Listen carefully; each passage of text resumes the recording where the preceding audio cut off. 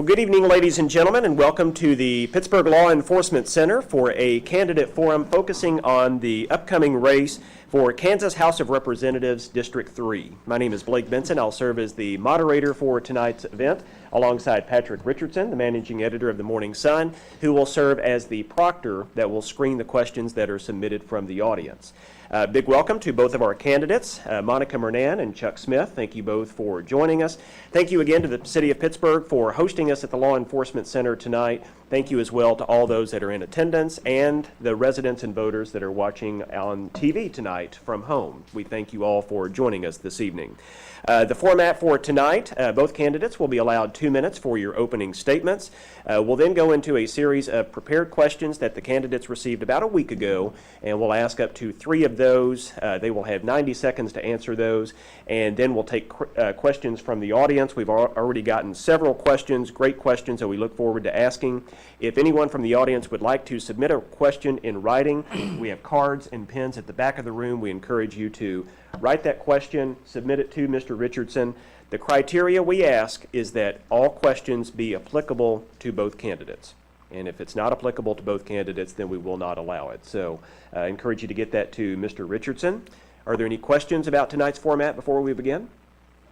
Okay, we flipped a coin earlier this evening, and Ms. Murnan, you will give your opening statement first. 2 minutes. Thanks, Blake. Thanks to the Chamber for putting this on along with the Morning Sun. I know it takes a lot of organization, so thanks for going to the effort, because I think it's a good opportunity for the two of us who have been out working, campaigning, to take a minute, kind of regroup, organize our thoughts, and share those thoughts with maybe a different audience than we have met thus far.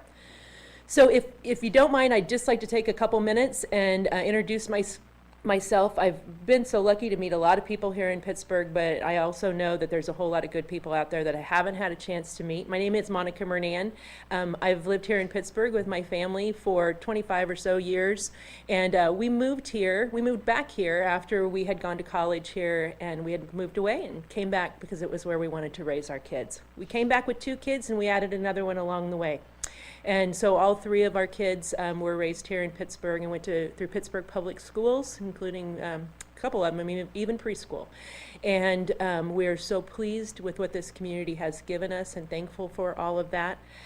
Currently, I work at Greenbush. I am a person that supports kids in schools, all different kinds of kids. And a lot of those experiences have led up to the decision to run for this office, because I get the chance to see so many different settings. And quite honestly, those settings are starting to really worry me. Before I was at Greenbush, for a long time, I worked at the center, and a lot of people know me from there. Did that for 17 years, and I think that is one of the greatest gifts I've received in my life, to be able to be part of that group. Did a lot of volunteering along the way, and that all of those experiences have led me to saying that I'm really, really dedicated to Kansas. I'm really, really dedicated to Pittsburgh, and I feel like it's time for me to do my part to make Kansas great and to keep us going in the direction we've been going. It's not the way to do it.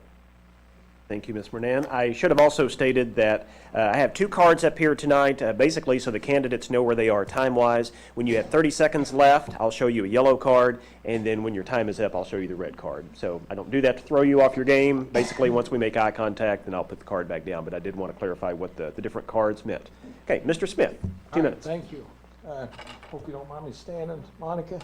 Adam, Julie, welcome. 2 hard workers for the state of Kansas. Mr. Barone, my favorite Democrat, so good friend of mine. Guys, I've done a lot of, I think I've lived a good life. My mother was one of 15 children, the poorest people in the county. I mean, when you think of poor, they were poor. And she told me, she said, "Chuck, you're the richest man in Pittsburgh." And I really believe that. I got a wonderful wife, Beth. We have 7 children, 4 boys and 3 girls. I'm 7 for 7 out of college. I'm 7 for 7 married, and I'm 7 for 7 with jobs. 4 of my children are in education. I don't like the word public education. Well, I grew up, it was just education. 4 of my children are in public education. Two of my in-laws are in public education. So I am an education person. I believe in it. I've spent my whole life doing it myself. I've been a school teacher for 42 years. I taught at Ward High School in Kansas City. I moved to Independence, Kansas. We got married, moved to Independence, Kansas for 2 years. I went to Topeka, Kansas for 1 year, and then I've been back at Colgan for 7 years. So we've always tried to work our way back to Pittsburgh. I love Pittsburgh. And Mr. Hall, I look at Quincy, I look at 4th Street, I look at 20th Street, and the town of Pittsburgh is gorgeous, guys. It's just so good.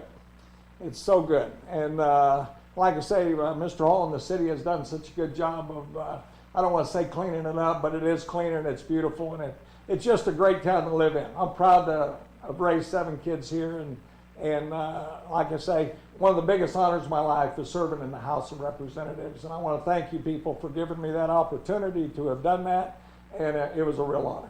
Thank you. Okay. Thank you, Mr. Smith. Okay, we'll now move into a series of prepared questions that the candidates received about a week ago, and like I said, we'll ask up to 3 of these. The first question will be answered first by Mr. Smith. Education is likely to play a key role in the 2017 legislative session, as the legislature is expected to begin writing a new K-12 public school finance formula. Please discuss some concepts or areas you would like to see addressed in the new formula, and whether some concepts take priority over others. You have 90 seconds. Thank you. How long? 90. Yes.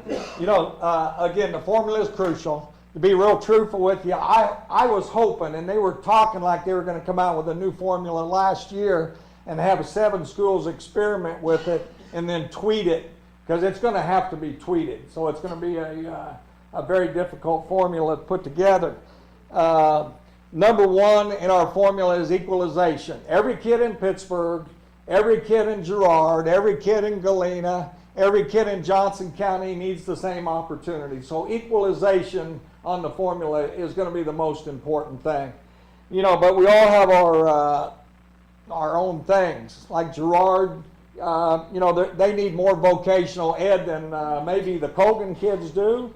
And we need to give them that opportunity to spend their money where they want to. That's why I think it was very important last year when the legislature allowed the school boards to dictate where their money went instead of saying, hey, it has to go here.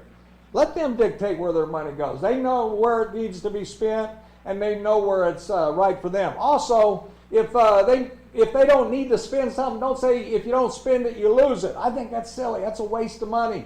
Put it away till you do need it, and those schools that have silos with money in it, I only compliment them because they're being frugal with their money. So the formula is going to be a very, very big decision this coming session. Okay, thank you, Mr. Smith. Ms. Mernan. Would you repeat the question? Absolutely. Education is likely to play a key role in the 2017 legislative session, as the legislature is expected to begin writing a new K-12 public school finance formula. Please discuss some concepts or areas you would like to see addressed in the new formula, and whether some concepts take priority over others. So the school funding formula is something I'm familiar with. I am a licensed teacher in the state of Kansas, building level administrator and district level administrator. So that means I have the education to be a school superintendent. And in that process, and in working, while I've never served in that role, I've served in many roles where the school funding formula is critical to driving programs, and at the very basic level, seeing what happens with individual kids in different buildings across the state of Kansas. So 1, I understand the school funding formula.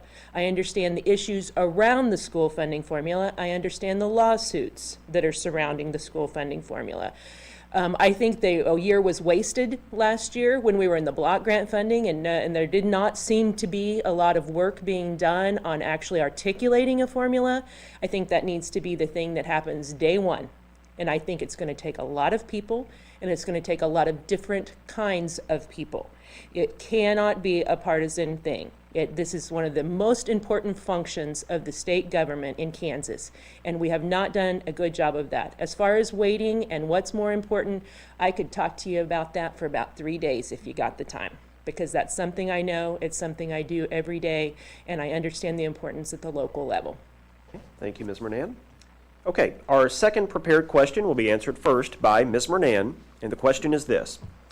As you both know, the completion of the Highway 69 project has long been one of this area's top priorities. In fact, construction on the next section of Highway 69 from Fort Scott to north of Arma, or to the county line, is scheduled to begin in 2017.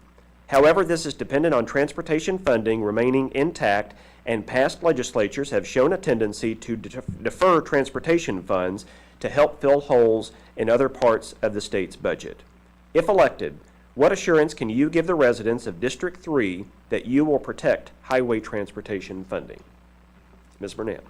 Fix the budget, fix the budget, fix the budget. I think that's what all of these conversations will come down to. Because of the policies that we have put in place, we are facing decisions that we don't necessarily have to face. And we're being reactionary rather than proactive. And I don't like working that way. I've never liked working that way. I don't think it's smart for anybody. I think the highway fund is one example of that. It is simply an easy pot of money to move things around with. And it's not right.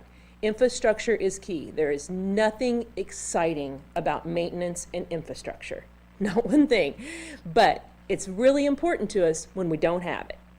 And that's where we are. And that's why we keep having this conversation about Highway 69. I've been on the city commission now for 4 years, been involved in the conversations for 4 years. I've been to Washington talking to people about transportation funds. I understand how KDOT funding works, how it's leveraged at the local level.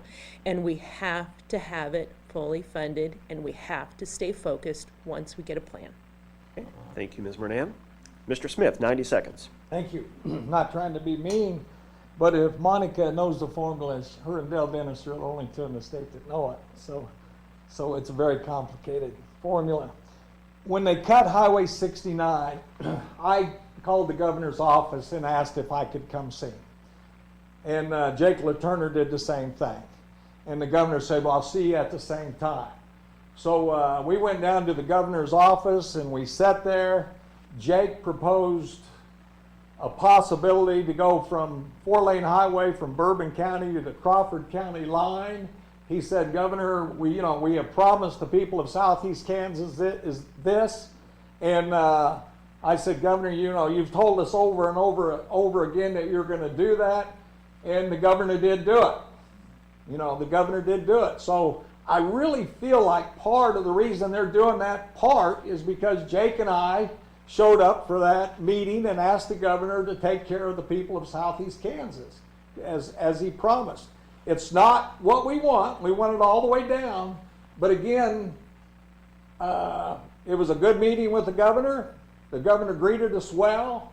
And I'm proud to say that Jake and I, like I say, had some influence on that. So thank you. Okay. Thank you, Mr. Smith. All right, as I mentioned, we do have several questions that have been submitted by the audience. Mr. Richardson's been busy in screening these and making sure that these are applicable to both candidates and all are. So we'll now move into that phase of tonight's event. And the first question submitted by the audience will be answered first by Mr. Smith. Both candidates have stated their support of education, even though the majority of the state's budget is already dedicated to education. How do you balance the need for quality education while being fiscally conservative?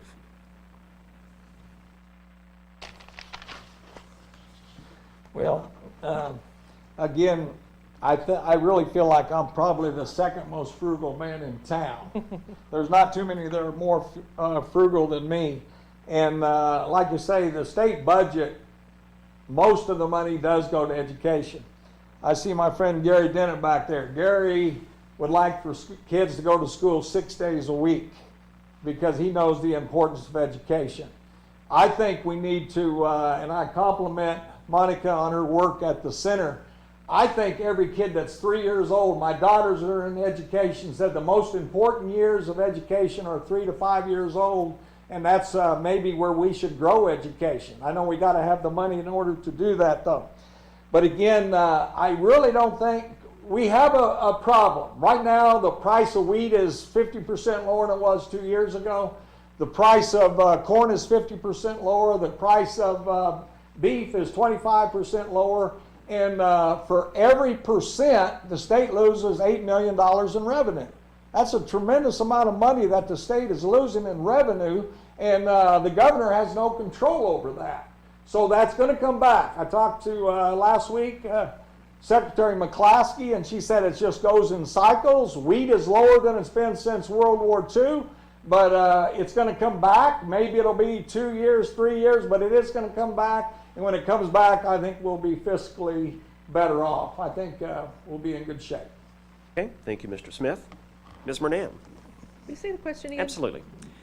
Both candidates have stated their support of education, even though the majority of the state's budget is already dedicated to education. How do you balance the need for quality education while being fiscally conservative? Well, a couple things. One, quality education is defined by the Supreme Court. So everybody has a different definition of quality. So what we're really talking about is the Constitution of the state of Kansas says we're responsible for funding schools. So it's really not just a wish, it's a right. And it's a right of every kid in the state of Kansas. The other thing that on that question, I'm not sure what fiscally conservative is. I feel like we need to be responsible. I think we need to be fiscally responsible with tax dollars. We need to be good stewards of tax dollars, as we are, we've seen that happen here in the city.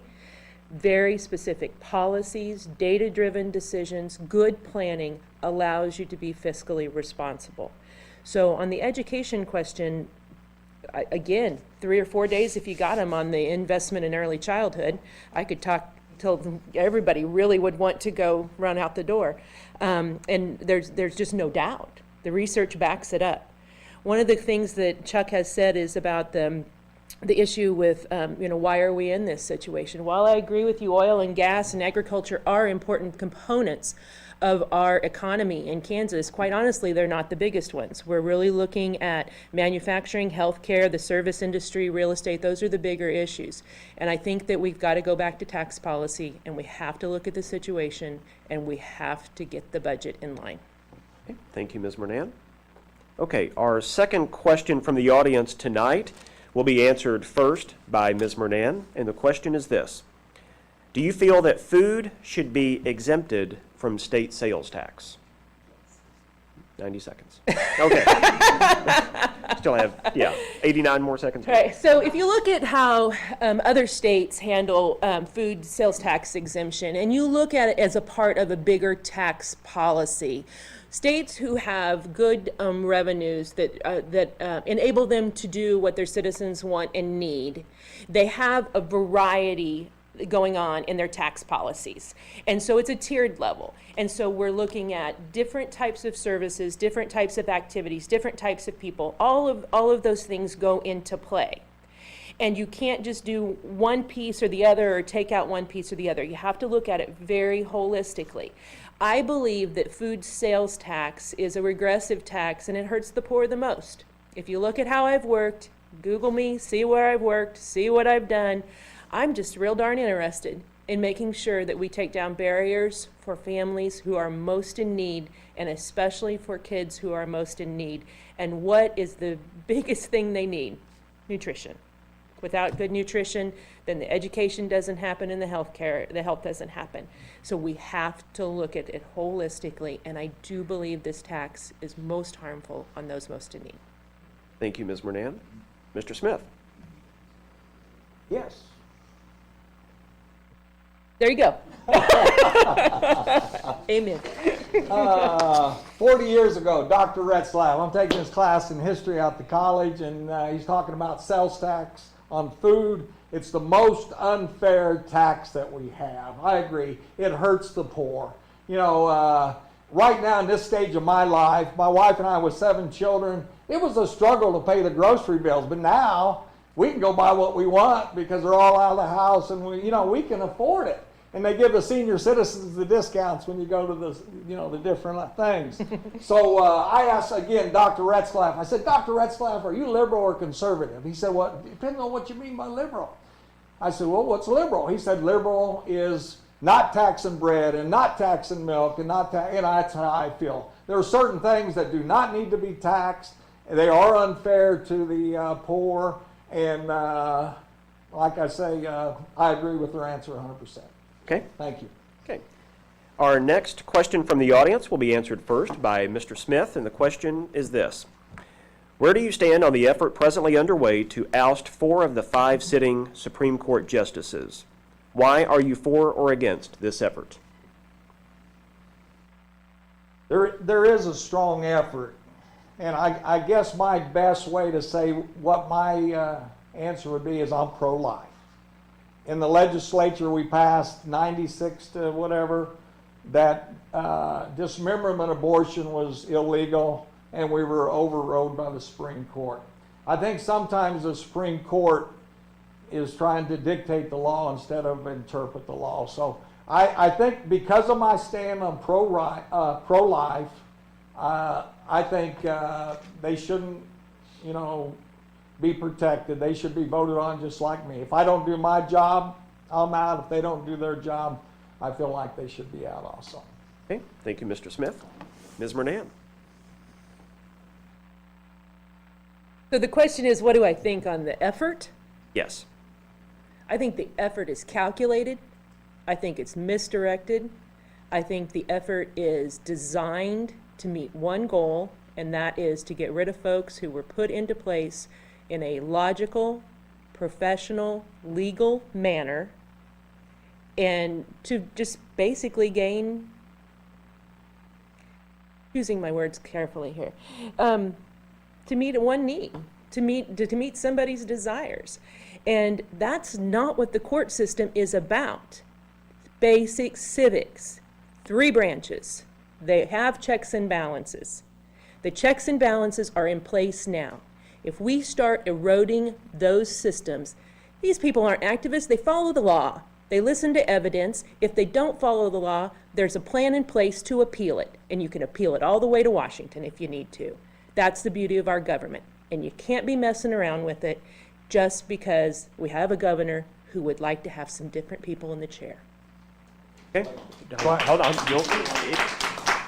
If you'd like to respond to that, you can use part No, I of your just next have 30 90 seconds of my own time left, don't I? No. Okay. Once we've moved on, Okay. No, that's fine. the clock resets. Okay. Next question will be answered first by Ms. Mernan, and you'll have 90 seconds for this. And the question is this. Would you advocate for Medicaid expansion if you were elected or reelected? Yes, I would. And I would be part of a very large group of Kansans that are backed by individuals, community groups, healthcare providers, physicians, large hospital groups that see the need for us to engage in Medicaid expansion. Another topic near and dear to my heart, which I could talk about for several days because I've been part of this process for so many years. And I see how the gap is in place in Kansas. As things have settled out, as the Affordable Care Act has been implemented, many people have benefited, but there's still a very big gap of people, about 150,000 people in the state of Kansas, who if we changed the way that we do things and we accepted the federal dollars, then we could fill in that gap. When we fill in that gap, we make people more productive. Our hospitals are stronger because they have more insured patients. Our doctors are stronger because they're able to get preventative care. And the bottom line is what I've heard Chuck say before is his concern that if the federal money goes away, what are we going to do in the state? You simply write that into the plan. If the federal money goes away, that's what other states have done. There's the Kansas Hospital Association says this is an important issue. All kinds of different groups have organized themselves and put the numbers together. It's time for it to happen, and it can be done because a lot of people are very interested and knowledgeable on the subject now. Okay, thank you, Ms. Mernan. Mr. Smith. Yeah, that's a toughie. Everybody wants everybody to be covered. That's just good human beings. Everybody wants everybody to have good health care and so forth. I was telling you, my mother was one of 15 and the poorest of the poor. And anytime I vote, I think of my mother as that little girl that probably didn't ever have any health care, never saw a dentist. So would I like for her to have had health care? Yes, indeed. And I talked to Dan Hawkins, who is the chair of the Health and Human Services, and it's going to be on the table. They're going to talk about a couple plans. One of them is the Indiana plan, what they're doing. and one of ours is the CanCare, which is Medicaid. Okay, and if we go that route, it's going to cost us $35 for the administrative charges, or I'm sorry, $35 million. It's going to cost us another $20 million to get those 150,000 people on the rolls, and that's $55 million. And actuaries say that it really doesn't work, so it's going to at least double that. So that's over $100 million the Kansas is in a hole. So that's $100 million that we don't have. So yes, we're going to put it on the table. Yes, we're going to debate it, but it has to come out of the committee first, which I'm not on. So if it comes out of the committee, then we'll debate it in the House, and then it'll be open for discussion in the House. But I promise you that it will be heard in the committee this year. Okay, thank you both. Okay, our next question from the audience will be answered first by Mr. Smith. And the question is this: do you support increasing income taxes on higher income earners and removing the pass-through income tax exemption, also known as the LLC exemption? That's an easy one. Adam Lusker and I spoke in tax committee trying to raise the LLC taxes. Gary Dennett back there came to Topeka to speak. The room was packed. I mean, it was a room like this, and it was wall to wall, and it was packed. And we all wanted the LLC tax to come up because we wanted to drop the sales tax, and we want to, we need the money. We know that. So I think we got 50 votes in the House. It did go to the floor. We got 50 votes. We needed 63. But yes, I actually voted for the increase in the LLC, and I think it's, again, all our taxes are going to have to be looked at and discussed and possibly changed. So it's just something we're going to have to look at. Okay, thank you, Mr. Smith. Ms. Mernan? And the question was about LLC loophole and... I'll just go ahead and read the question in its entirety. Do you support increasing income taxes on higher income earners and removing the pass-through income tax exemption, also known as the LLC exemption? Oh, thanks. So I believe that this is the crux of everything that's going on in Kansas. We had some very serious detrimental policies that were put into place while people like me weren't paying much attention, and shame on me. I should have been paying more attention, because the folks who are in the know, the folks who do these numbers every day, knew this was going to happen. They knew it. They stood up in front of people and said, you're going to be right in this place where we are today. But those policies were put in place, and there was multiple policies. And I think that's where we are right now. We have to stop and look at all the different components of tax policy. The LLC loophole is an easy one. It's a loophole. It was bad planning. The numbers were wrong, and it's proven to be true. We thought we were going to have, maybe 180,000 take advantage. What are we at now? Something like 330. And so we have to stop and look at all of those policies. And I think we have to talk. I think we have to have lots of people looking at it from different places. And I don't think we should ever be happy when we're able to have a hearing. That is how our government works. We should be having hearings on everything. And this is probably the top item. Okay. All right. Our next question from the audience will be answered first by Ms. Mernan. And the question is this: what can Topeka do to bring more jobs to Southeast Kansas, and how will your position help? That's an interesting question, because, we talk about bringing jobs to Southeast Kansas all the time in the form of city government and working here on the city commission, have that conversation with you a lot.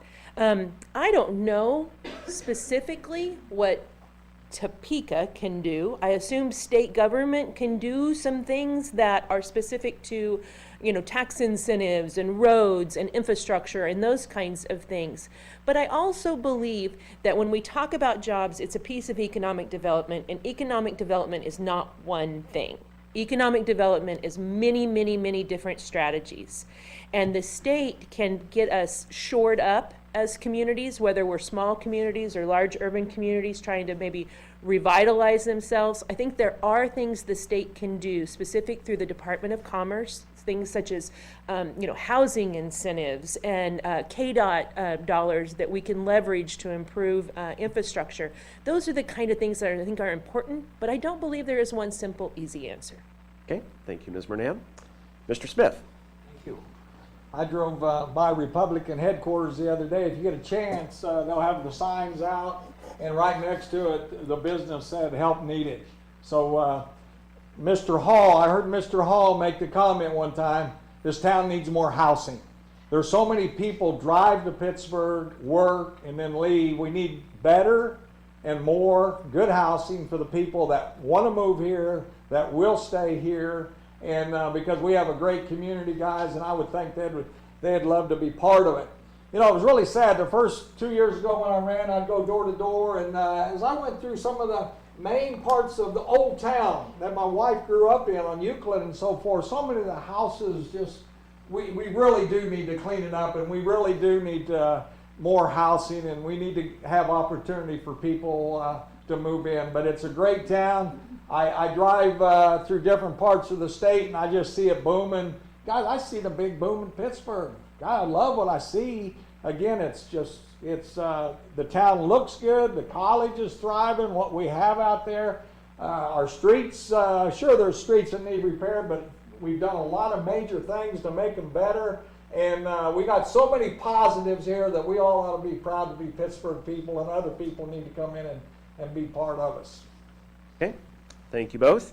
Okay, our next question from the audience, and we still have time for others. If audience members have questions they would like to submit, we would encourage them to do so. The next question will be answered first by Mr. Smith. Do you believe in more consolidation of smaller school districts? Why or why not? Again, that's an easy one. You know, the word consolidation came up in Topeka this past session, and boy, all the administrators, they just stayed away from it. They're not going to consolidate unless they're forced to.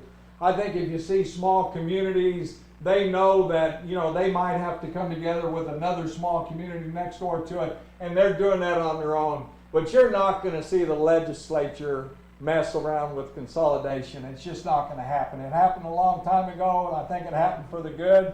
But like I say, that's something legislators just stay completely away from, and I don't think it's going to happen. I really don't. Okay, thank you. Ms. Mernan.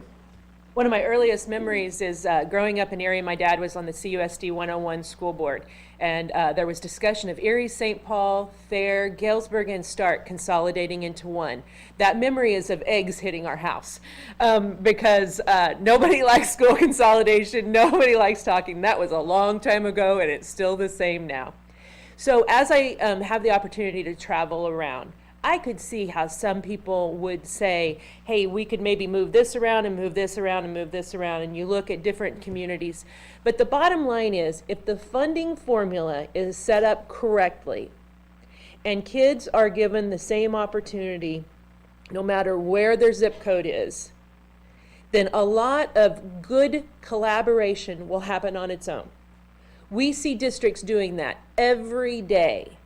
They're not necessarily consolidating, even though we have had some that have moved around and joined forces purely because they've had to. But we're seeing them be smart about consolidating their programs. So somebody can be doing something really well, and 5 miles down the road, somebody else is doing something else well, and all the kids can take advantage of that.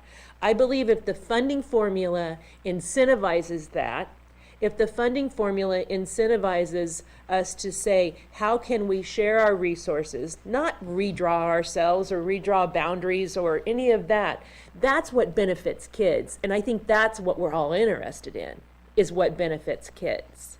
And using our money wisely and being good stewards. Okay, thank you both. Okay, our next question from the audience will be answered first by Ms. Mernan, and I'll just ask it exactly as it is worded. Are you familiar with the disability community-based services?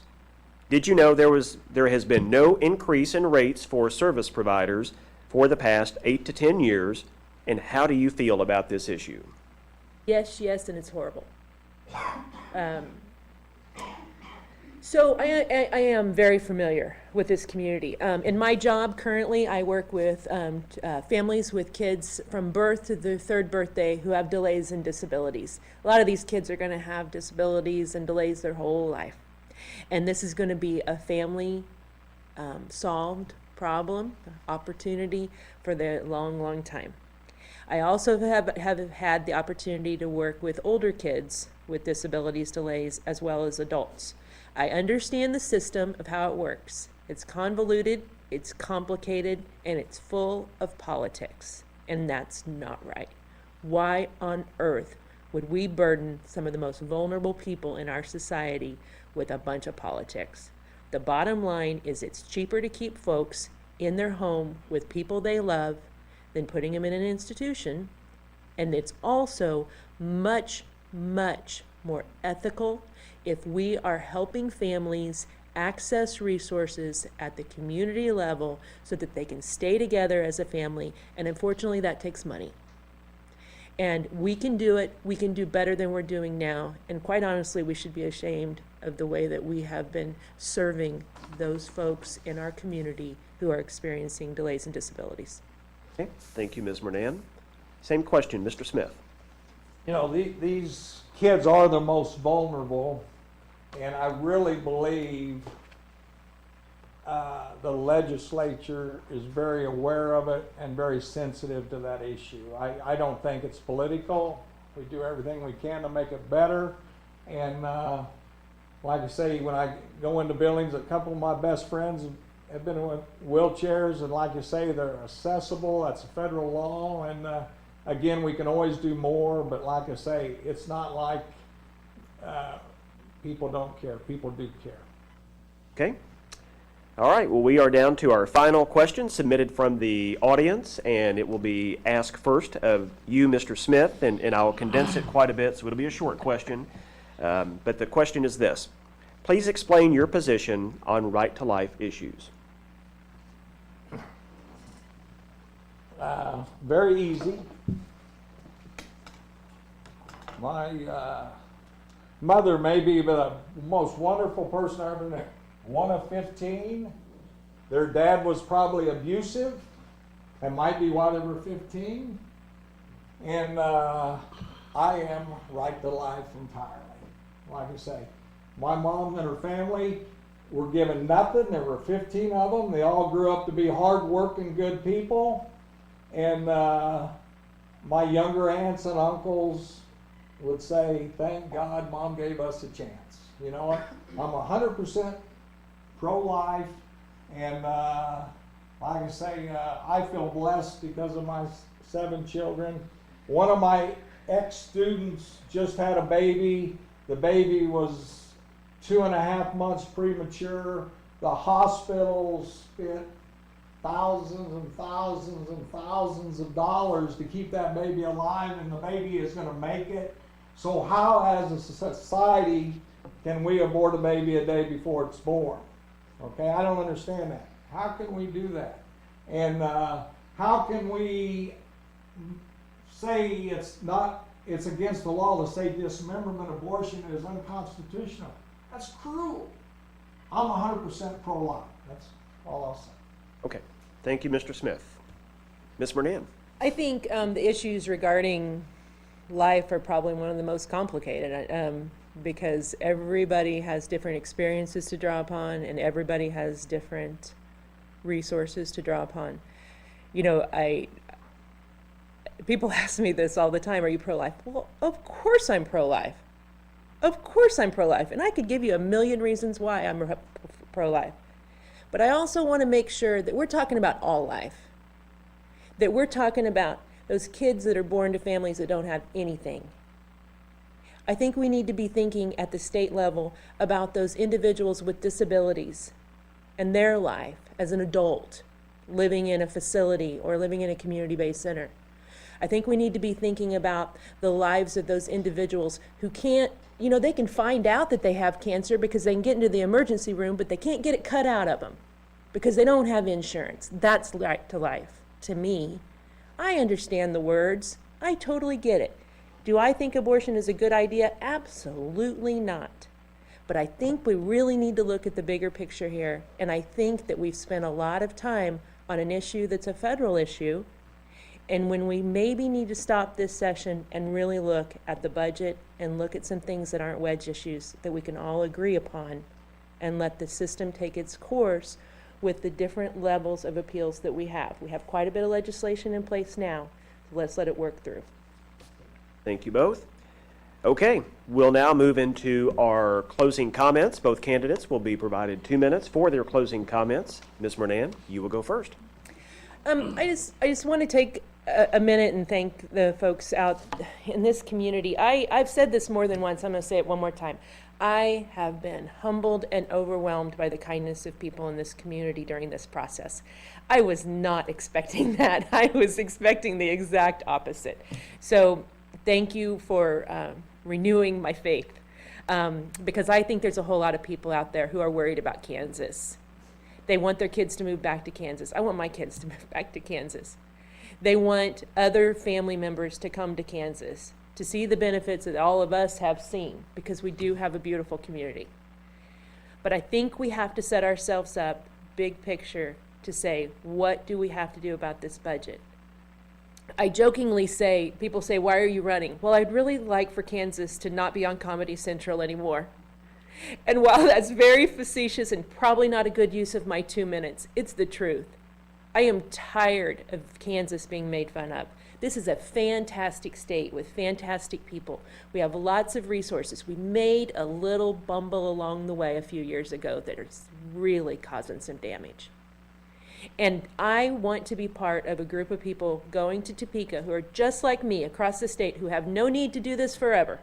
We do not have any, we got some other stuff on our bucket list we need to get done.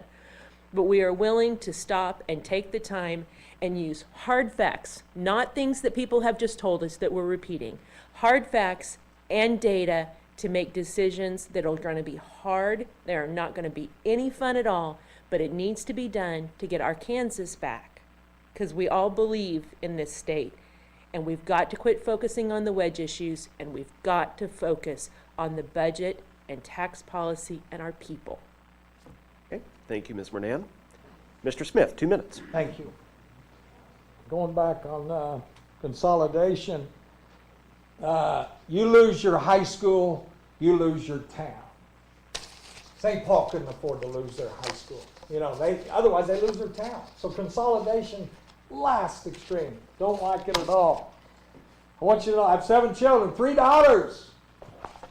My best friend for 40 years, my wife. I love women, so women's rights, I believe in them. I expect my daughters to make the same amount of money. And one's a principal, 2 of them are counselors, and I'm real proud of what they're doing, and our society is not holding them back. They're just doing a great job. In 2011, when the governor came in, we've increased the general fund $300 million. $300 million, we've increased it. But we've spent $550 million over that. So we spent $250 million more than what we brought in. Not only do we have a tax problem, we have a spending problem, and we got to correct that also. I'd like to say this. I have a worthy opponent. She's a fine person. I don't know her well, and she's never going to hear me say anything negative about her. Okay? But in the House, there's going to be 85 to 90 Republicans. So it's the Republicans that are going to dictate what happens.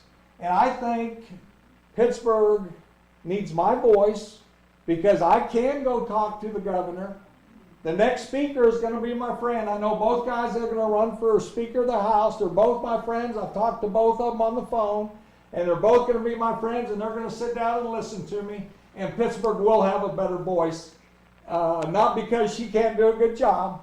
It's because there's 90 Republicans, and the voice is just going to be a stronger voice. So, again, it's been an honor to be your representative, and thank you very much.